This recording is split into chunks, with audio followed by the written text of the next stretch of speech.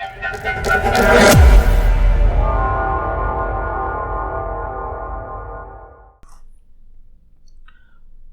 everyone, welcome to the second lecture of real numbers. In this lecture, as we discussed that we will be discussing about the problems based on real numbers. We will start solving the problems based on the real numbers. So we are starting with this particular question. इस question में जैसा आप देख सकते हैं that it is asked to find out 10 rational numbers between two fractions, right? तो ये बहुत कॉमन प्रॉब्लम स्टेटमेंट है जो आपको अपने एग्जामिनेशंस में भी देखने को मिलेगा कि कोई दो फ्रैक्शन के बीच में n number of rational numbers find out करने के लिए कहा जाता है. So how to find out the rational number between any two fraction or any two rational number, how to find the rational numbers between two rational numbers. So there is a very simple formula for this. There are two steps that you will follow, and after using these two steps you will be able to solve any kind of questions from this set. ठीक है, तो आप ये दो step को follow करके कोई भी क्वेश्चन इस टाइप का सॉल्व कर पाओगे. तो पहला स्टेप क्या है इसमें? First step is take LCM of the denominator. कोई भी दो फ्रैक्शन के बीच में जब आपको रैशनल नंबर फाइंड आउट करने के लिए कहा जाता है, then at that time you have to take the LCM of the denominator, right? In this question if you will see, तो हमारे पास डिनोमिनेटर क्या क्या है? 11/16 का डिनोमिनेटर 16 है एंड 5/6 का डिनोमिनेटर 6 है, राइट? तो आपको 16 और 6 का एलसीएम फाइंड आउट करना है, डिनोमिनेटर्स के LCM फाइंड आउट करना है. तो let's see what is the LCM of two numbers. One is 16 and another one is 6, right? तो हम LCM निकालते हैं. As we know there is a common factor 2. 16 और 6 का कॉमन फैक्टर 2 है, तो ठीक है. This will become 8, this will become 3. अब हमको पता है कि 8 और 3 में कोई भी कॉमन फैक्टर नहीं है, राइट? तो कॉमन फैक्टर जब तक नहीं होता है तब तक हम उसको निकालते जाते हैं एलसीएम फाइंड आउट करने के टाइम पे, और जैसे ही कॉमन फैक्टर्स अब नहीं बचते हैं तो at that time what we do, तो हम डायरेक्टली एलसीएम लिख देते हैं कि LCM is equals to 2 which is this into 8 into 3, ठीक है, विच इज व्हाट 48, राइट? तो अब हमारे पास 48 came as the LCM of 16 and 6, ठीक है. It is the LCM of 16 and 6. अब जिसको एलसीएम निकालने नहीं आता है, आई काइंडली रिक्वेस्ट कि आप किसी वीडियो को देखें जिसमें एलसीएम को फाइंड आउट करने के लिए समझाया गया है. But right now that is not the purpose of this particular lecture, so I will not cover up how to exactly find out the LCM. But हाँ, आपको दो डिनोमिनेटर्स के एलसीएम फाइंड आउट करने हैं. हमारे केस में 48 आया. जब हम एलसीएम फाइंड आउट कर देते हैं, फिर सेकेंड स्टेप पे हम जाएंगे which is make the value of denominator same as LCM, ठीक है? मतलब दोनों फ्रैक्शंस के जो डिनोमिनेटर हैं उनको एलसीएम की वैल्यूज पे लेके आओ. मतलब उसकी वैल्यू जो है एलसीएम के बराबर आपको करनी है without changing the overall value of the fraction. इसका मतलब क्या हुआ सर? थोड़ा कंफ्यूजिंग हो गया. इस कंफ्यूज नहीं होना है, सिंपल सा है. ये करना है कि जैसे सपोज आपके पास आपको कहा गया कि आपका एलसीएम क्या है? 48, राइट? योर एलसीएम इज 48, ठीक है. आपके पास कौन कौन से फ्रैक्शंस हैं? First fraction is 11/16, right? So 11/16. अब 11/16 में डिनोमिनेटर क्या है? 16 है. इसको अगर हम 48 बनाना चाहते हैं तो हमें कितने से मल्टीप्लाई करना पड़ेगा?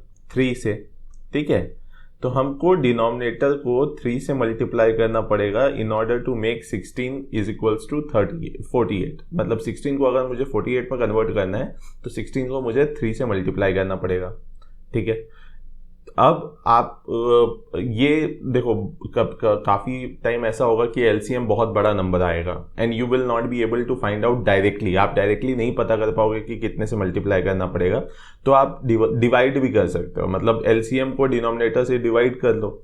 जो नंबर आएगा that is the number with which you have to multiply, ठीक है। तो अभी जैसे डायरेक्ट आपको पता चल रहा है तो इट इज फाइन, राइट। तो 16 को अगर हम 3 से मल्टीप्लाई करेंगे तो इट विल बी 48। अब हम जिस नंबर से डिनोमिनेटर को मल्टीप्लाई करते हैं उसी नंबर से हमको न्यूमरेटर को भी मल्टीप्लाई करना है। समझ में आया? ऐसा क्यों किया? क्योंकि हमने बेसिकली हमको 11/16 की वैल्यू को चेंज नहीं करना है। ओवरऑल वैल्यू जो आएगी ना 11/16 की डेसिमल एक्सपांशन में, वही हमको रखना है without changing its core value of decimal expansion. हमको उसकी फ्रैक्शनल रिप्रेजेंटेशन चेंज करना है, ठीक है। फ्रैक्शनल रिप्रेजेंटेशन हमें उसका चेंज करना है। सपोज इसका मतलब क्या है? इसका मतलब देखो, मैं थोड़ा क्लियर कर रहा हूँ। I will take little bit of time but it will become clear, crystal clear, right. जब मैं ये कहता हूँ कि आपको कोर वैल्यू उसकी सेम रखनी है, इसका मतलब जैसे आपके पास एक नंबर है 0.25, ठीक है। 0.25 को मैं 1/4 भी लिख सकता हूँ। 1/4 को अगर आप 1 को 4 से डिवाइड करोगे यू विल गेट 0.5, 0.525, राइट। 0.25 आ जाएगा जब आप 1 डिवाइडेड बाय 4 करोगे। सिमिलरली आप जब 2 डिवाइडेड बाय 8 करोगे तभी भी आपको 0.25 ही मिलेगा, राइट। तो आपने देखा, या 4 डिवाइडेड बाय 16 भी करोगे तो basically you will get 0.25 only, ठीक है। तो हमारी फ्रैक्शनल रिप्रेजेंटेशन चेंज हो गई, 1/4 से 2/8 हो गया, 2/8 से 4/16 हो गया, लेकिन डेसिमल रिप्रेजेंटेशन सेम है, ठीक है। उसी तरीके से इसी को कहते हैं हम कि हमें चेंज करना है। मैंने बेसिकली किया क्या है, 1/4 को मैंने 2/2 से मल्टीप्लाई किया है। I did nothing but just multiplying 1/4 with 2/2, right? So it became 2/8 जो यहाँ पे लिखा हुआ है। फिर 2/8 को मैंने 2/2 से मल्टीप्लाई किया, सो आई गॉट 4/16। तो हम किसी भी नंबर को अगर हम उसके न्यूमरेटर और डिनोमिनेटर को सेम नंबर से मल्टीप्लाई करते हैं तो उसकी जो डेसिमल रिप्रेजेंटेशन है वो चेंज नहीं होती है, सिर्फ फ्रैक्शनल रिप्रेजेंटेशन चेंज होती है। समझ में आया? तो ऐसा क्यों हो रहा है? क्योंकि बेसिकली अगर आप सिंपल मैथ्स को भी समझो तो न्यूमरेटर डिनोमिनेटर को अगर हम जब सेम नंबर से मल्टीप्लाई करते हैं, इसका मतलब कि हमारा कैंसिल आउट भी तो हो सकता है।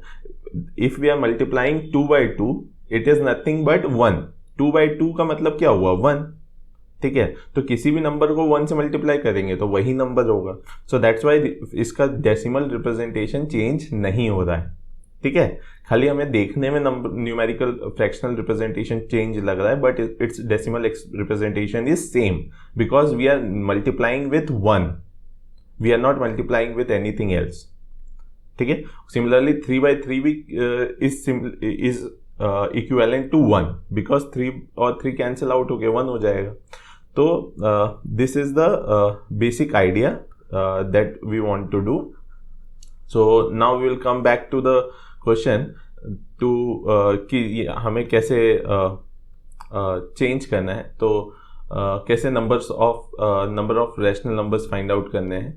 तो यहाँ पे हमने क्या देखा कि हमने 16 को LCM के बराबर किया विच इज़ 48। सो हमने डिनोमिनेटर को भी 3 से मल्टीप्लाई किया, न्यूमरेटर को भी 3 से मल्टीप्लाई किया, so it came down to 33 divided by 48, ठीक है। समझ में आया? सिमिलरली आपको दूसरा जो नंबर था आपका, what was the second number? 5/6। तो 5/6 को भी अब आपको सिमिलर वे में कन्वर्ट करना है। तो 5/6 को अगर मैं देखूं तो 6 को कितने से मल्टीप्लाई करेंगे हम? So that it will become 6 को हम कितने से मल्टीप्लाई करेंगे कि 48 हो जाए, ठीक है। तो इट इज 8 आई थिंक, ठीक है। तो 8 से अगर हम मल्टीप्लाई करेंगे 6 को तो इट विल बिकम 48, राइट। तो अब हम 8 से डिनोमिनेटर को भी मल्टीप्लाई करेंगे, न्यूमरेटर को भी मल्टीप्लाई करेंगे, ठीक है। सो दैट कि कैंसिल आउट होके 1 हो जाए और इसकी डेसिमल रिप्रेजेंटेशन चेंज ना हो, ठीक है। तो 8 5 जा कितना हो गया? 40। 8 6 जा कितना हो गया? 48।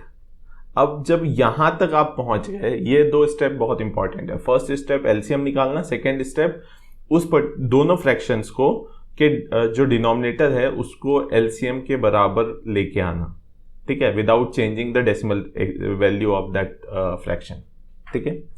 अब when it is clear that to just find out कि 33/48 and 40/48 आपको दो फ्रैक्शन मिल गए. Now it is the question कि how to find out the 10 rational numbers between them, right? So it's a simple thing that you have two fractions, 33/48 and 40/48, right? And you have to find out 10 fractional number, 10 rational number in fact between these two, right? So what you can do is you can simply just find out, because denominator is same, right? 48. So you have to now just see the numerator part. What are the numbers between 33 and 40? There are various numbers between 33 and 40 such as 34/48. This is a rational number between these two. 35/48. This is also a rational number between 33/48 and 40/48. 36/48. 37/48. 38/48 and 39/48. ठीक है, तो 33/48 और 40/48 के बीच में मुझे ये 6 numbers मिल गए. ये 6 के 6 रैशनल नंबर्स हैं, and these 6 rational numbers are in between these two fractions. ये दोनों फ्रैक्शन के बीच में ये 6 रैशनल नंबर्स लाई करते हैं. लेकिन अभी एक प्रॉब्लम है. क्या प्रॉब्लम है कि क्वेश्चन में पूछा गया है कि find 10 rational numbers, not 6 rational number. Now you are getting 6 rational numbers but they are asking you 10 rational numbers. तो एक और इंटरेस्टिंग स्टोरी है कि किसी भी दो रैशनल नंबर के बीच में इनफाइनाइट रैशनल नंबर होते हैं. कितने होते हैं? इनफाइनाइट. ठीक है, तो जब वो 10 रैशनल नंबर्स पूछते हैं, 50 रैशनल नंबर्स पूछते हैं, तो इतना डिफिकल्ट नहीं है निकालना. क्यों सर, अभी तो 6 ही निकल रहे हैं. तो विल सी व्हाई. हम लोग देखेंगे कि कैसे हम infinite rational numbers find out कर सकते हैं. देखो यहाँ से हमें क्या समझ में आया कि हमारे पास 6 रैशनल नंबर्स हैं इन दोनों फ्रैक्शंस के बीच में. तो अब 6 रैशनल नंबर्स हैं लेकिन आपको चाहिए 12, right? You have 6 and you want 10. Sorry, you want 10. ठीक है, तो 6 को अगर मुझे 10 में कन्वर्ट करना है, ठीक है, तो 6 को कितने से मल्टीप्लाई करूंगा? जो 10 या 10 से ज़्यादा नंबर आ जाए. बेसिक आइडिया ये रखना है कि आपको कितने रैशनल नंबर फाइंड आउट हो रहे हैं. तो अभी मैं अगर देखूं तो 6 रैशनल नंबर्स फाइंड आउट हो रहे हैं. मुझे 10 फाइंड आउट करना है, तो 10 से ज़्यादा भी अगर मैं फाइंड आउट कर लूँगा तो कोई प्रॉब्लम नहीं है.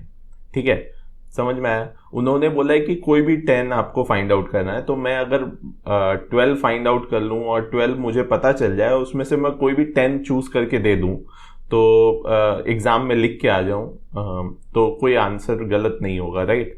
तो सिमिलरली अभी हमारे पास 6 हैं, तो 6 को हम कितने से मल्टीप्लाई करेंगे? या जो 10 या 10 से ज़्यादा हो जाएगा, 2 से. तो जब हम 6 को 2 से मल्टीप्लाई करेंगे तो it will be equals to 12, right? तो 6 को हम 2 से मल्टीप्लाई करेंगे तो 12 मिल जाएगा.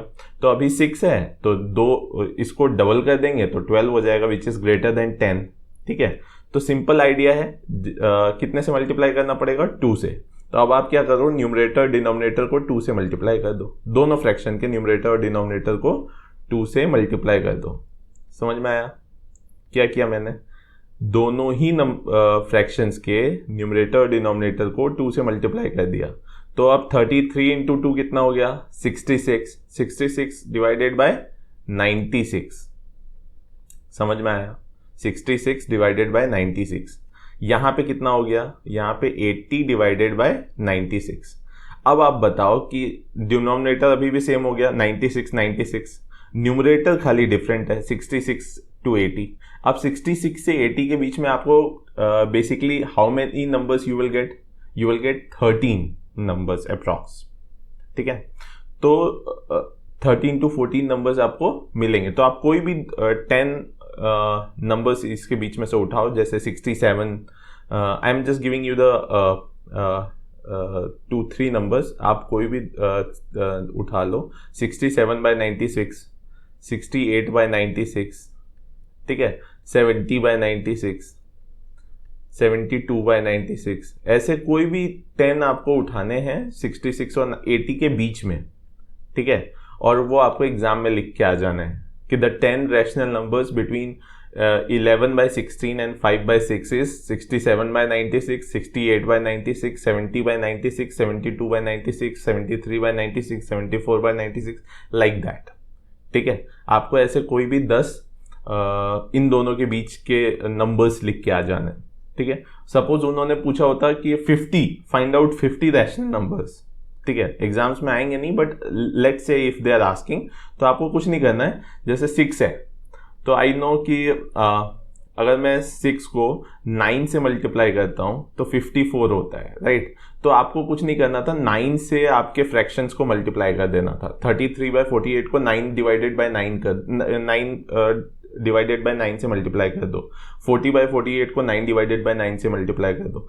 तो इससे क्या होगा कि आपके जो फ्रैक्शन होंगे, फ्रैक्शनल रिप्रेजेंटेशन चेंज हो जाएगा, ठीक है, लेकिन डेसिमल रिप्रेजेंटेशन सेम रहेगा। जब तक आप न्यूमरेटर डिनोमिनेटर को सेम नंबर से मल्टीप्लाई करते हो तब तक आप उसका डेसिमल रिप्रेजेंटेशन चेंज नहीं करते हो, ठीक है, सिर्फ फ्रैक्शनल रिप्रेजेंटेशन चेंज होता है। जब तक डेसिमल रिप्रेजेंटेशन सेम है तब तक आप कोई गलत नहीं, मतलब you are not changing its value, ठीक है, खाली आप उसके फ्रैक्शनल रिप्रेजेंटेशन चेंज कर रहे हो। तो this type of question is very easy now. अब आपको कितने भी कोई 2 फ्रैक्शन दे देता है और उसके बीच में बोलता है कि find out 5 rational number, 10 rational number, 15 rational number, 20, तो आप इजीली निकाल सकते हो। समझ में आया, ठीक है। तो ये एक टाइप का प्रॉब्लम स्टेटमेंट था। Now we will go to the second type of problem statement, ठीक है। सेकेंड टाइप का प्रॉब्लम स्टेटमेंट है कि आपको कई बार ऐसा पूछा जाता है कि represent any irrational number on the number line, किसी भी इरेशनल नंबर को नंबर लाइन पर रिप्रेजेंट करो, या आपको ये कहा जाता है कि find represent root under two on the number line, ठीक है, कि रूट अंडर 2 को आप अपने नंबर लाइन में रिप्रेजेंट करो। तो कैसे करोगे आप रूट अंडर 2 को अपने नंबर लाइन में? बिफोर एंटरिंग इनटू कि हम कैसे रूट अंडर 2 को अपने नंबर लाइन पे रिप्रेजेंट करेंगे, I just want to tell you, just एक हम रिकॉल करेंगे कुछ कॉन्सेप्ट। पाइथागोरस थ्योरम हम सब ने पढ़ा हुआ है, ठीक है। पाइथागोरस थ्योरम कहता क्या है? What is the formula for Pythagoras theorem? Pythagoras theorem says that if you have a right angle triangle, अगर आपके पास एक right angle triangle है सपोज, ठीक है, मेरी ड्राइंग थोड़ी वीक है तो अभी मुझे मेरे ड्राइंग पे इतना जज मत करना। So suppose this is a right angle triangle, this is 90 degree, ठीक है, ये एक एंगल 90 डिग्री है। दिस इज योर बेस, ठीक है, इसको हम बोलते हैं बेस, इसको बोलते हैं हम हाइट, ठीक है, और इसको हम बोलते हैं जो इंक्लाइंड होता है उसको बोलते हैं हाइपोटेनियस, ठीक है, ये आप सभी को पता होगा, ठीक है। तो हाइट, बेस एंड हाइपोटेनियस, ठीक है। तो हमारा या हाइट को ही हम परपेंडिकुलर भी बोलते हैं, कई बार हम परपेंडिकुलर पढ़ते हैं तो परपेंडिकुलर भी इसी को बोलते हैं, हाइट को, ठीक है। तो बेस, परपेंडिकुलर एंड हाइपोटेनियस, अभी हम ये 3 रिप्रेजेंटेशन लेंगे और हम अपने फॉर्मूला को रिकॉल करेंगे, ठीक है। तो what was the formula of Pythagoras theorem?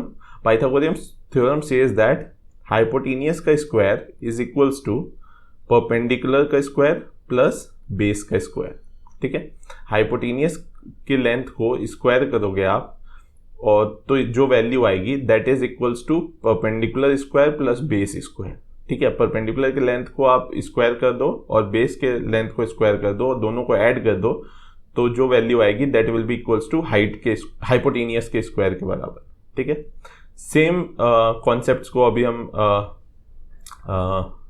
Use करेंगे अपने इस पर्टिकुलर, इनफैक्ट जो हमारा रूट अंडर 2 या इरेशनल नंबर की खोज हुई थी वो भी इसी बेसिस पे हुई थी कि earlier it was just assumed कि हमारे पास सिर्फ रैशनल नंबर होता है, we don't have any number as such irrational number, but later on people realise कि ऐसा नहीं है। अगर आपके पास एक राइट एंगल ट्राइंगल है जिसका बेस की लेंथ अगर 1 सेंटीमीटर है, ठीक है, हाइट या परपेंडिकुलर इसकी 1 सेंटीमीटर है, तो what will be the length of the hypotenuse? अगर हमारा बेस 1 सेंटीमीटर है, परपेंडिकुलर 1 सेंटीमीटर है, तो what will be the length of hypotenuse? तो हम निकालते हैं, तो hypotenuse is nothing but root under perpendicular square which is 1 का square plus base square which is again 1। तो दोनों 1 है, तो 1 square plus 1 square will be 2, तो 1 प्लस 1 इक्वल्स टू 2, राइट? तो रूट अंडर 2। तो हमारा हाइट की वैल्यू क्या आ गई? Root under 2। तो दैट मीन्स कि वी हैव सम नंबर, ठीक है, जो कि रूट 2 होता है which is not a rational number. तो इसी तरीके से एक्चुअली रूट 2 वॉज डिस्कवर्ड।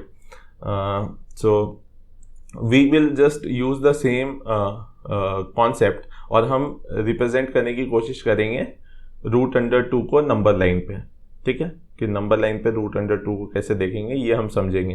तो आपको पहले क्या करना है रूट अंडर 2 को नंबर लाइन पे रिप्रेजेंट करने के लिए? At first you have to just make a length of 1, right? आपको एक पहले 1 सेंटीमीटर की लाइन लेनी है। तो व्हाट इज हैपनिंग, आपने 0 से 1 तक एक लाइन खींची, दिस इज द बेस, ठीक है। अभी हमने कॉन्सेप्ट देखा था कि बेस जब 1 सेंटीमीटर हो, परपेंडिकुलर जब 1 सेंटीमीटर हो, तो हाइपोटेनियस क्या होता है? रूट अंडर 2, ठीक है। तो यहाँ पे 0 से 1 के बीच में आपने एक लाइन खींचनी है, ठीक है। फिर आपको 1 पे एक परपेंडिकुलर ड्रॉ करना है। परपेंडिकुलर ड्रॉ करना आप सभी को आता है, ठीक है। तो एट लोकेशन 1 आपको एक परपेंडिकुलर लाइन ड्रॉ करनी है which will be of the length 1, right? 0 से 1 का जितना लेंथ है उसी लेंथ की एक लाइन आपको 1 पे परपेंडिकुलरली ड्रॉ करनी है, ठीक है। तो now this is 0 to 1 is your base, and again one unit that you draw perpendicularly, that is your perpendicular, ठीक है, हाइट आप समझ सकते हो उसको। अब हम इसको जब हम जोड़ेंगे तो जो ये लेंथ आएगी ये आएगी रूट अंडर 2। अभी हमने देखा कि जब हमारा बेस और हाइट 1 सेंटीमीटर की होते हैं तो हाइपोटेनियस रूट 2 आता है। तो हमें पता चल गया कि ये जो लेंथ है हाइपोटेनियस की ये रूट अंडर 2 है। अब जब हमको लेंथ पता चल गई, अब बस इसको ड्रॉ करना है नंबर लाइन पे। तो नंबर लाइन पे ड्रॉ करने का सिंपल तरीका होता है कि आप यहाँ तक जब बना लें उसके बाद आप अपने कंपास को लेके आएँ और कंपास को इस तरीके से यहाँ पे यूज करें, ठीक है। Just put your 1 leg onto 0 and 1 leg on top of the hypotenuse, ठीक है। तो आप इस तरीके से अपने कंपास को रखेंगे और उसके बाद एक आर्क ड्रॉ करेंगे जो आपके नंबर लाइन को टच करेगी, ठीक है। मतलब आपको यहाँ से लेके आना है और नंबर लाइन पे टच करना है, ठीक है। यहाँ पे आप देख रहे हो कि here we are getting actually यहाँ पे एक पॉइंट पे टच हो रहा है हमारे नंबर लाइन को। तो this point is nothing but root under 2। अगर मैं ये लाइन आपको बताऊं, ये पॉइंट बताऊं, तो the length of this point from 0 is nothing but root under 2। ये जो लेंथ होगी ना 0 से लेके इस पर्टिकुलर पॉइंट तक की, यही रूट अंडर 2 है, ठीक है। तो आपने किया क्या, आपने एक पहले रूट अंडर 2 को हाइपोटेनियस बनाया, आपको लेंथ पता चल गया रूट अंडर 2 का। अब आपको इस रूट अंडर 2 को नंबर लाइन पे लेके आना था, बस आपको लेंथ पता चल गई, just you have to draw this root under 2 on the number line, right? तो what you will do, you will take a compass and you will just create an arc on to the number line. एक number line पे आप arc लेके आएंगे and this length will become root under 2, ठीक है। Similarly if someone will ask you to represent root under 3, तो आप root under 3 को कैसे रिप्रेजेंट करेंगे अगेन? तो root under 3 is nothing but what, आपको अब फॉर्मूला पता चल गया, राइट? कि hypotenuse is nothing but root under मतलब परपेंडिकुलर का स्क्वायर प्लस बेस का स्क्वायर। तो अगर मेरा परपेंडिकुलर रूट अंडर 2 होता है, ठीक है, और बेस 1 होता है, या परपेंडिकुलर 1 होता है, बेस रूट अंडर 2 होता है, तो रूट अंडर 2 का स्क्वायर कितना होगा? 2। किसी भी रूट को आप स्क्वायर करोगे तो वो कैंसिल आउट हो जाता है, आपको पता है। तो रूट अंडर 2 का स्क्वायर क्या हो गया 2, तो इट बिकेम 2 + 1, ठीक है, क्योंकि 1 का स्क्वायर हो गया 1, रूट अंडर 2 का स्क्वायर हो गया 2, तो 2 + 1 = 3, तो रूट अंडर 3। तो जब हम बेस रूट अंडर 2 रखेंगे और हाइट 1 रखेंगे तो उस समय जो हाइपोटेनियस निकल के आएगा that will be root under 3, ठीक है। तो इसको लिख लो कि जब हमारा बेस रूट अंडर 2 होगा और परपेंडिकुलर 1 यूनिट होगा तो जो हमारा हाइपोटेनियस होगा that will be root under 3, ठीक है। तो अब हमको पता है हमारा ऑलरेडी बेस जो है बन चुका है, यहाँ पे रूट अंडर 2 हमको मिल चुका है, तो हम इसको एज इट इज रखते हैं, इस पे हम एक परपेंडिकुलर ड्रॉ करते हैं, ठीक है। What we will do, we will draw a perpendicular, ये एक हम परपेंडिकुलर ड्रॉ करते हैं इसके ऊपर ऑफ द यूनिट 1 यूनिट, एक यूनिट का एक परपेंडिकुलर ड्रॉ करते हैं, ठीक है। तो ये मैंने एक परपेंडिकुलर ड्रॉ कर दिया 1 यूनिट का रूट अंडर 2 पे, और फिर मैं इन दोनों को ज्वाइन कर दूंगा। तो ये जो आपको दिख रहा होगा this is nothing but hypotenuse. क्यों? अच्छा, ये राइट एंगल ट्रायंगल जैसा दिखेगा नहीं, तो आपको क्या है कि थोड़ा सा अपना विजुअलाइजेशन को स्ट्रॉन्ग करना है और समझने की कोशिश करना है कि ये एक्चुअली राइट एंगल ट्रायंगल है। मैंने क्या किया, रूट अंडर 2 जो था उस पर एक परपेंडिकुलर लाइन ड्रॉ की है 90 डिग्री की, ठीक है, 1 यूनिट की, ठीक है। तो ये एक राइट एंगल ट्रायंगल बन गया जिसमें रूट अंडर 2 बेस था मेरा, 1 जो है परपेंडिकुलर हो गया, तो ये जो हाइपोटेनियस बना अब इसकी वैल्यू क्या हो जाएगी रूट अंडर 3। समझ में आया? तो अब मुझे पता चल गया कि ओरिजिन से यहां तक का जो डिस्टेंस है ये रूट अंडर 3 है। अब मैं क्या करूंगा, again sorry, this is root under 3 not root under 5, sorry for the mistake, it is root under 3, ठीक है। अब मैं क्या करूंगा, रूट अंडर 3 मुझे पता चल गया है, तो अब मैं एक कंपास लेके आऊंगा, again it is root under 3, ठीक है। तो इसको रूट अंडर 5 को हटा देना, रूट अंडर 3 है, तो अब मैं अगेन कंपास लेके आऊंगा और एक आर्क ड्रॉ करूंगा अपने नंबर लाइन पे ऐसे, ठीक है। तो मैंने एक आर्क ड्रॉ कर लिया अपने नंबर लाइन पे, देखो आर्क ड्रॉ की, ठीक है। और ये जो आर्क ड्रॉ की, तो इसने जिस पॉइंट पे नंबर लाइन को टच किया, इसका जो ओरिजिन या 0 से डिस्टेंस होगा, ये डिस्टेंस होगा रूट अंडर 3, रूट अंडर 5 नहीं है, रूट अंडर 3 है, मैं अगेन बता चुका हूँ, ठीक है। So it's a typographical mistake, तो इट इज रूट अंडर 3, ठीक है। तो ये क्या हो गया रूट अंडर 3, ठीक है। इसी तरीके से आप कोई भी नंबर रिप्रेजेंट कर सकते हो, ठीक है। तो आपको जब रूट अंडर 3 आता है, रूट अंडर 5 आता है, रूट अंडर कोई भी नंबर आता है, तो we can represent this on the number line using this particular method, ठीक है। अब हम नेक्स्ट टाइप ऑफ क्वेश्चन की बात करते हैं, रेकरिंग टाइप ऑफ क्वेश्चन। ये भी बहुत पॉपुलर क्वेश्चन है नंबर सिस्टम का, जिसमें कहा जाता है कि suppose they have given you the recurring form of a rational number, एक रेकरिंग फॉर्म आपको रैशनल नंबर का देंगे डेसिमल एक्सपांशन में, और they will ask you to change it into p/q form, ठीक है। आपको पता है कि ये रेकरिंग है, तो ऑब्वियसली ये एक रैशनल नंबर है, रैशनल नंबर है तो हम रैशनल नंबर को p/q के फॉर्म में रिप्रेजेंट कर सकते हैं, राइट। हमने लास्ट लेक्चर में देखा है। तो अब हम इसे कन्वर्ट करने की कोशिश करते हैं। तो इस टाइप के जो क्वेश्चंस होते हैं बहुत सिंपल होते हैं, इसमें कुछ चीज़ें हैं जो ध्यान रखनी है। तो मैं फर्स्ट ही क्वेश्चन आपको थोड़ा सबसे डिफिकल्ट जो होता है रेकरिंग का इस टाइप के क्वेश्चन का, वो मैं कराऊंगा ये, और उसके बाद आपको सारे कॉन्सेप्ट क्लियर हो जाएंगे। तो इसको कैसे करेंगे, तो सपोज जो भी आपको क्वेश्चन में जो भी नंबर मिलता है उसको हम पहले x मान लेते हैं, ठीक है। तो आप इस क्वेश्चन को कैसे करोगे, you will right let x be 1.3245 पे रेकरिंग।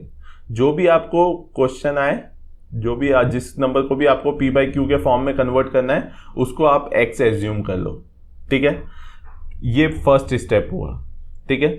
सेकेंड स्टेप होगा कि अब आपको क्या करना है, ध्यान से समझना कि अब आपको क्या करना है। अब आपको अपने डेसिमल को, अब आपको अपने डेसिमल को कहाँ पे शिफ्ट करना है, आपको अपने डेसिमल को जहां से रेकरिंग स्टार्ट हो रही है, ठीक है, जहां से जिस डिजिट से रेकरिंग स्टार्ट हो रही है उस डिजिट के पहले लेके आना है। मतलब इस डॉट को, जो आपका ये डेसिमल पॉइंट है, इसको आपको उठा के कहां से कहां लाना है, आपको इस पोजीशन से उठा के इस पोजीशन पे लेके आना है, ठीक है। तो हम कैसे 1.3245 रेकरिंग को किस चीज से मल्टीप्लाई करेंगे कि उसका डेसिमल शिफ्ट हो जाए।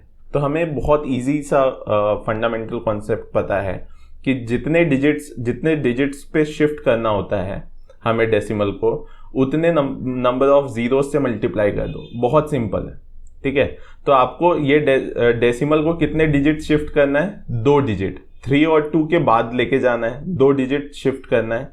तो आप क्या करो, 100 से मल्टीप्लाई कर दो, ठीक है, 100 से मल्टीप्लाई कर दो, ठीक है। तो आप जब 100 से मल्टीप्लाई करोगे तो 1.3245 रेकरिंग किस में कन्वर्ट हो जाएगा, 132.45 रेकरिंग में। समझ में आया? इजी है। तो आपने जब 100 से इसको मल्टीप्लाई कर दिया तो जो आपका 1.3245 रेकरिंग था वो कन्वर्ट हो गया 132.45 रेकरिंग में। अब आपके पास जो डेसिमल है वो जस्ट जहां से रेकरिंग स्टार्ट हो रही है उसके जस्ट पहले है। समझ में आया? इतना कॉन्सेप्ट समझ में आया? अभी मैं एक काम करता हूँ, इसको ना थोड़ा मैं एक्सपांड करके भी लिख देता हूँ, ठीक है। तो 132.45 recurring is nothing but 132.45 like that, ठीक है। इसी का एक्सपांशन है, ठीक है।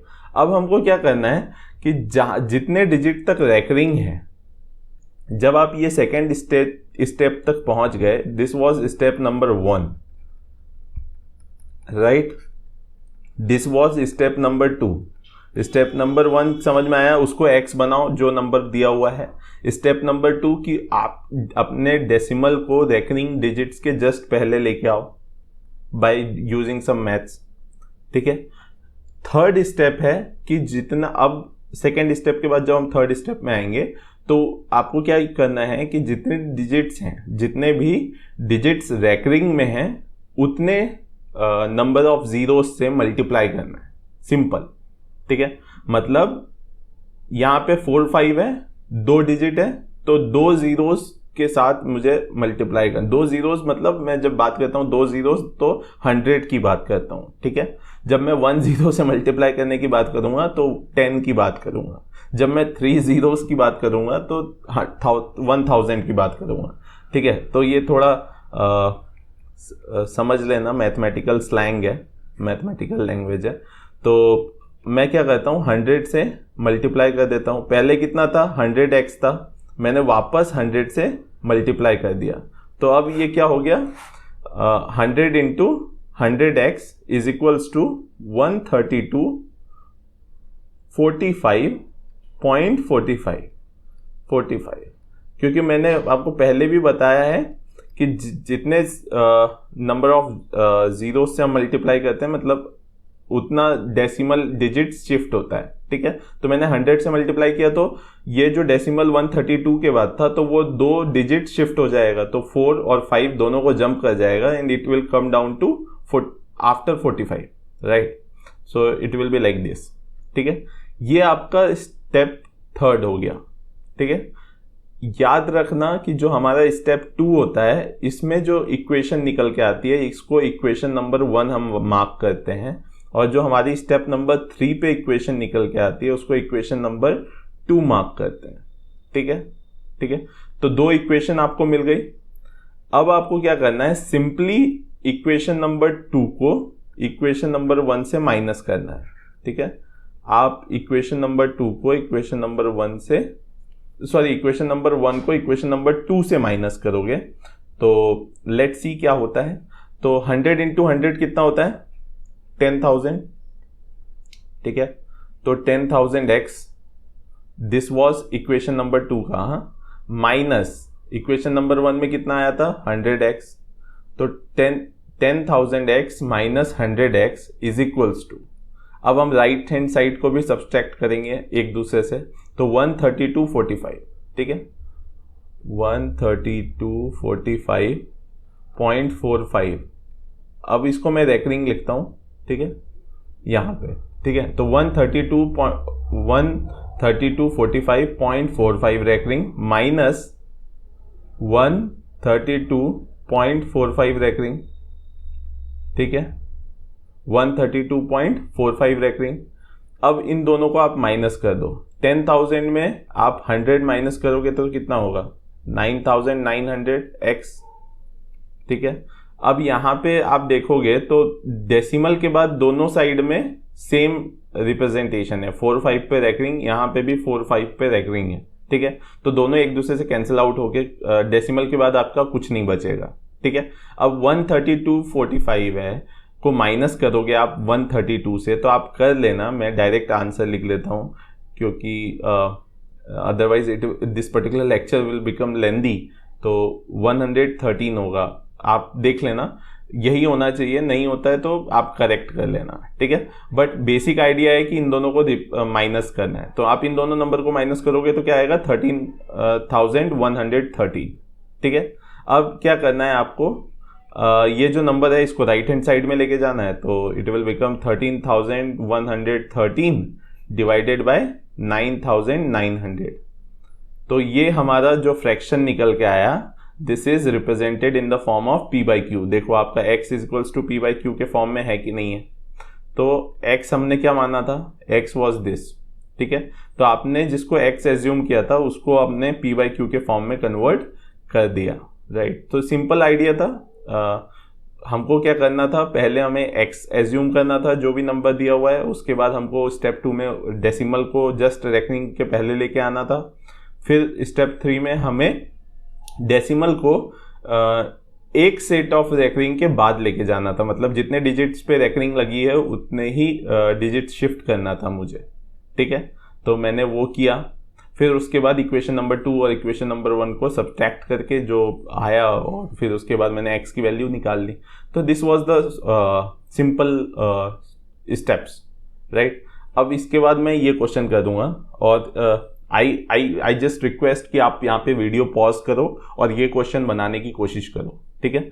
अगर नहीं बनता है तो आई विल जस्ट एक्सप्लेन कि ये कैसे होगा, बट आप कोशिश करो क्योंकि आपने मेथड देख लिया है कि कैसे बनाते हैं, ठीक है। तो नाउ आई विल डिस्कस कि how to solve this question. So first step हमने जैसे बात की थी कि हमको एज्यूम करना है कि let x is equals to 0.4 factorial, ठीक है। तो हमको फर्स्ट स्टेप में क्या एज्यूम करना है कि जो भी हमको दिया हुआ है वो x है, ठीक है। तो x is equals to 0.42 factorial, ठीक है। सेकेंड स्टेप हमारा क्या था कि डेसिमल को फैक्टोरियल के जस्ट पहले लेके आना है, ठीक है। हमारे डेसिमल को जो फैक्टोरियल है उसके पहले लेके आना है। इस क्वेश्चन की इंटरेस्टिंग बात है कि हमारा जो डेसिमल है वो ऑलरेडी अपने फैक्टोरियल जहाँ से, मतलब sorry, I am repeatedly talking about factorial, it is recurring not factorial. तो हमने ये डिस्कस किया था कि जो हमारा डेसिमल होगा वो रेकरिंग डिजिट के जस्ट पहले आना चाहिए, ठीक है। तो रेकरिंग डिजिट्स के पहले आना चाहिए डेसिमल, और इस क्वेश्चन में इंटरेस्टिंगली जो हमारा डेसिमल है वो ऑलरेडी रेकरिंग डिजिट्स के पहले है, ठीक है। तो हमें चेंज करने की कोई भी ज़रूरत नहीं है, इसी को हम straight away equation number 1 mark कर देंगे। समझ में आया क्या मैं बोल रहा हूँ? मैंने कहा था आपको कि स्टेप नंबर 1 होगा, जो नंबर हम रिप्रेजेंट करेंगे उसको एज इट इज़ x मान लेंगे, फिर उसके बाद हम कोशिश करेंगे कि हमारे डेसिमल को रेकरिंग डिजिट्स के जस्ट पहले लेके आए, ठीक है। यहाँ पे ऑलरेडी वो रेकरिंग डिजिट्स के पहले है, जस्ट पहले है, तो हम स्ट्रेट अवे इसको इक्वेशन नंबर 1 मार्क कर देंगे, ठीक है। उसके बाद मैंने क्या बोला था आपको, जितने डिजिट्स पे रेकरिंग लगी हुई है उतने डिजिट्स के नंबर ऑफ जीरो से मल्टीप्लाई करना है, मतलब आप इसको 10 से मल्टीप्लाई करोगे, ठीक है। तो 10 into x is equals to 4.44444 which is 4 पे रेकरिंग। समझ में आया? सिंपल है। 0.4 को आप क्या लिख सकते हो? 0.4 को आप 0.4 पे रेकरिंग को आप क्या लिख सकते हो? 0.44444 ऐसे। अब इसको आप 10 से मल्टीप्लाई कर दोगे तो ये डेसिमल उठ के यहाँ पे आ जाएगा, यहाँ पे उठ के आ जाएगा, तो it will be equals to 4.44444, ठीक है। समझ में आया? इनफाइनाइट प्लेस तक।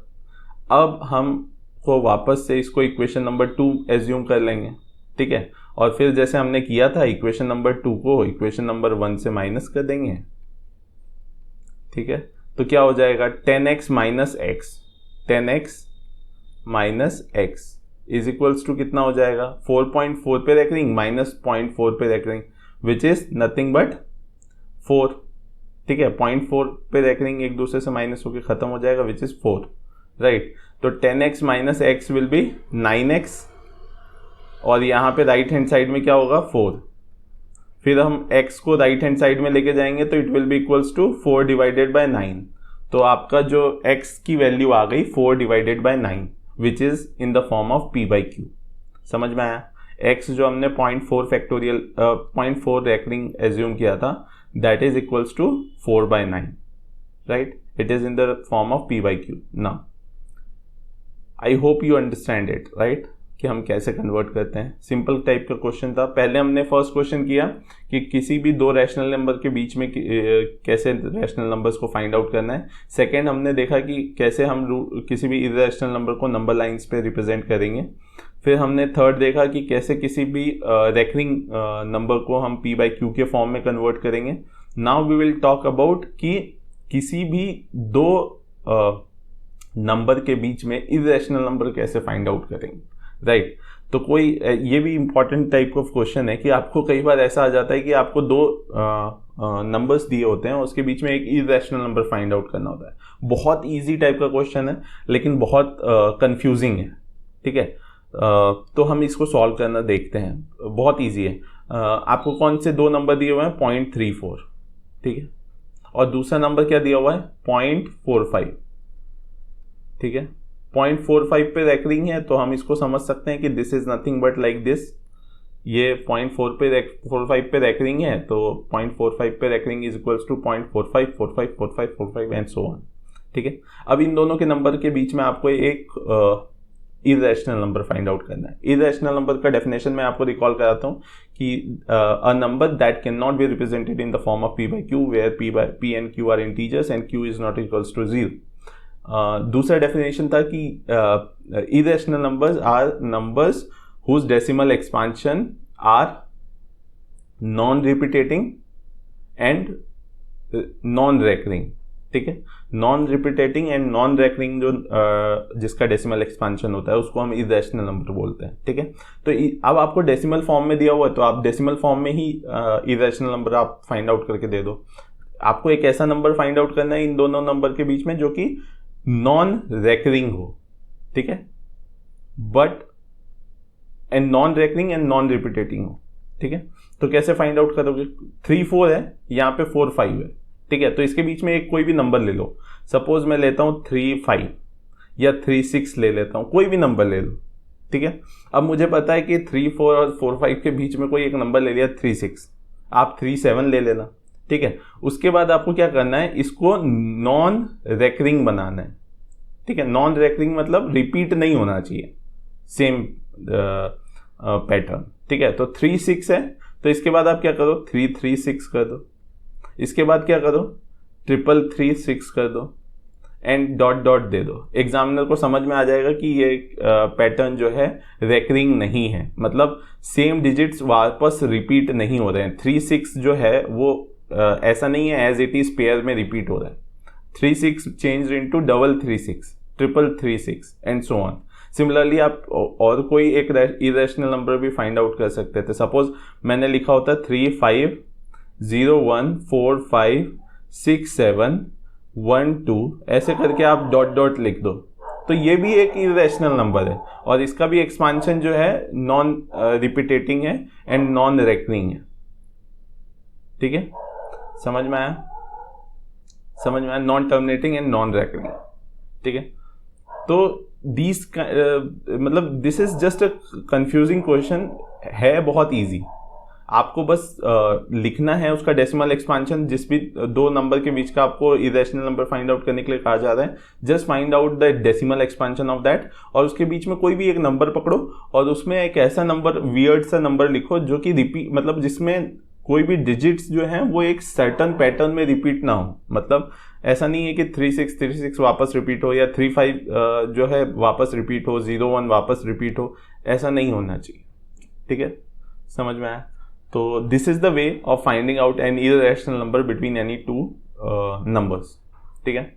अब हम बात करेंगे एक क्वेश्चन की जो बहुत इंटरेस्टिंग है। अभी हमने देखा कि किसी भी इररेशनल नंबर को नंबर लाइन पे कैसे रिप्रेजेंट करते हैं, लेकिन उस मेथड का एक लिमिटेशन है कि वो आप बहुत कॉम्प्लेक्स होता है, और दूसरी चीज़ कि हर एक नंबर आप नहीं रिप्रेजेंट कर पाओगे यूजिंग दैट मेथड, राइट। अगर मैं आपको बोलूं कि रूट अंडर 4.6 आप लोकेट करो नंबर लाइन पे, तो आप नहीं कर पाओगे, बिकॉज यू डोंट नो कि आप परपेंडिकुलर क्या हो और बेस की वैल्यू क्या हो, सो दैट कि आपका जो हाइपोटेनियस है उसकी लेंथ रूट अंडर 4.6 हो। तो समटाइम्स इट बिकम्स डिफिकल्ट, ठीक है। तो उस केस में आप कैसे फाइंड आउट करोगे, कैसे लोकेट करोगे रूट अंडर 4.6 या रूट अंडर 5.7, ऐसा कोई भी नंबर को नंबर लाइन पे? तो उसके लिए आपको क्या करना है, सिंपल सा एक इसको बोलते हैं ज्योमेट्रिकल मेथड। क्या बोलते हैं? Geometrical method. So what you have to do is you have to just draw a line of that particular length. जो भी रूट अंडर के अंदर लिखा हुआ है उतनी लेंथ की आपको एक लाइन ड्रॉ करनी है। So I draw a line A B of length 4.6, ठीक है। फिर आपको क्या करना है, जहां पे 4.6 की लेंथ खत्म हुई उसके बाद 1 यूनिट का एक और लाइन एक्सटेंड करना है। मतलब पहले लाइन थी मेरी 4.6 ए बी, ठीक है, फिर उसको बी को मैंने सी तक एक्सटेंड किया और बी सी की लेंथ क्या होगी, 1 यूनिट, ठीक है। अब हम क्या करेंगे, ये टोटल कितनी लेंथ हो गई, 5.6, ठीक है। ए से सी की लेंथ कितनी हो गई, 5.6। अब हम यहाँ पे एक सेंटर फाइंड आउट करेंगे, और उस सेंटर पे हम उस centre, suppose this is D, I will mark it as D, ठीक है। तो हमारा ए सी वॉज 5.6 पे को यूज करके मैंने एक सेंटर ड्रॉ किया विच इज 2.8, राइट। तो मैं ए से 2.8 यूनिट की एक लाइन पे एक सेंटर ड्रॉ करूंगा, और यहाँ से मैं एक सेमी सर्कल क्रिएट करूंगा, ठीक है। तो सेमी सर्कल ड्रॉ कर लिया मैंने, ठीक है। समझ में आया? स्टेप समझ में आ रहे? पहले ए बी किया 4.6, फिर 1 यूनिट का मैंने बी सी बनाया, फिर मैंने एक सेंटर बनाया डी, इस सेंटर पे मैंने एक सेमी सर्कल ड्रॉ किया ए सी पे, ठीक है। ये सेमी सर्कल ड्रॉ कर लिया। सेमी सर्कल ड्रॉ करने के बाद मैं क्या करूँगा, जो मेरा बी है, ये जो लोकेशन है, यहाँ से एक परपेंडिकुलर ड्रॉ करूँगा, ठीक है, जो कि इस आर्क को कट करेगा, ठीक है। समझ में आया? मतलब यहाँ पे एक मैं 90 डिग्री का लाइन खड़ा करूँगा, ठीक है। तो ये मैंने 90 डिग्री की एक लाइन ड्रॉ कर ली, मतलब परपेंडिकुलर ड्रॉ कर दिया पॉइंट बी पे, ठीक है। इसने जहाँ पे टच किया उसको मैंने ई मार्क कर दिया, ठीक है। समझ में आया? इस पॉइंट को मैंने ई मार्क कर दिया। अब मैं क्या करूँगा, एक कंपास लूँगा, ठीक है, और उसके बाद मैं आर्क ड्रॉ कर दूंगा अपने ये लाइन पे, ठीक है। सी को मैंने यहाँ पे एक्सटेंड किया है, ठीक है। सी को मैंने एक एक्सटेंड कर दिया, लाइन बना दिया, और इस पे मैंने कंपास लेके बी का लेंथ का एज इट इज ड्रॉ कर दिया, ठीक है। समझ में आया? ऐसे मैंने कंपास लिया और यहाँ तक ड्रॉ किया। अब इंटरेस्टिंगली जो यहाँ से बी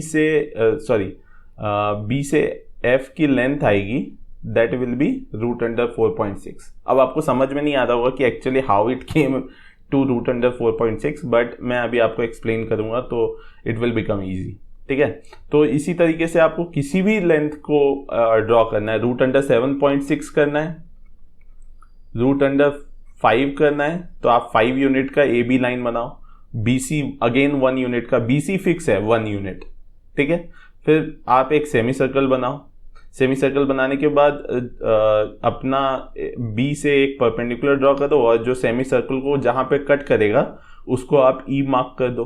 उसके बाद एक कंपास लो, और कंपास लेने के बाद उस आर्क को आप अपने नंबर लाइन पे कट करो।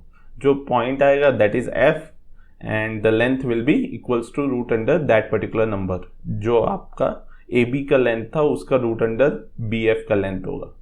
समझ में आया कैसे हुआ ये? इस मैजिक को समझेंगे, बहुत इजी मैथ्स है। मेरा सिंपल कॉन्सेप्ट मैंने अभी जो आपको बताया उसमें ये बताया कि जो आपका ए बी का लेंथ होता है उसका आप रूट अंडर करोगे तो that will be the length of this B F B E, ठीक है। बी ई का length is nothing but the square root of A B का लेंथ, ठीक है। तो आपका बी जो है square root of A B है। ये ऐसा क्यों है ये हम अभी प्रूफ करते हैं, ठीक है, ठीक है। तो हमको सपोज हमने देखा अभी कि हमने एक सेमी सर्कल बनाया था, ये सारे पॉइंट्स ड्रॉ किए थे। अब मुझे ये बताओ कि इस कंडीशन में अगर मैं ए बी को x मान लूँ, कोई भी नंबर x मान लूँ, तो मैं b, मेरा क्लेम क्या है कि b जो है वो रूट अंडर x होना चाहिए। ये मेरा क्लेम है, this is I have to prove, right. To prove में अगर मैं लिखूँ तो मुझे प्रूफ क्या करना है, मुझे प्रूफ करना है कि जो बी का लेंथ है वो रूट अंडर एक्स होगा, ठीक है, अगर ए बी के लेंथ एक्स है तो, ठीक है। तो अब मुझे ये बताओ कि what is the length of A C. A C का जो लेंथ है that is x plus one, ठीक है। सेमी सर्कल का जो डायमीटर है वो एक्स प्लस वन है, तो रेडियस क्या होगा, x plus one divided by to. तो मतलब ए डी का लेंथ, ठीक है, डी सी का लेंथ, ए डी का लेंथ, डी सी का लेंथ और डी ई का लेंथ, डी से ई का लेंथ, क्योंकि ये भी एक रेडियस ही है। यहाँ से यहाँ सेंटर से लेके आर्क के किसी भी पॉइंट पे अगर मैं एक लाइन ड्रॉ करता हूँ तो दैट इज रेडियस, ठीक है। तो जो डी ई होगा तो डी ई भी x plus one divided by two ही होगा, ठीक है, समझ में आ गया। नाउ मुझे यहाँ तक समझ में आ गया कि ये क्या है। अब मैं dB की वैल्यू फाइंड आउट करता हूँ। dB की वैल्यू क्या होगी, अगर dB की वैल्यू होगी x, dB यहाँ पे आप देखना कि dB is nothing but, dB की वैल्यू क्या है, AB की वैल्यू में अगर मैं AD की वैल्यू को माइनस कर दूँ, AB की वैल्यू में A से लेके B तक की वैल्यू में अगर मैं आपको अभी मार्क करूँगा, अगर मैं A से लेके B तक की वैल्यू में मतलब x में अगर मैं A से D का जो लेंथ है, जो रेडियस का लेंथ है, उसको माइनस कर दूंगा तो मुझे dB की वैल्यू मिल जाएगी, dB का लेंथ मिल जाएगा। समझ में आया। तो वही मैंने किया है। मुझे पता है कि AB का वैल्यू x है, AD का वैल्यू जो कि रेडियस था वो x plus one divided by to है, ठीक है।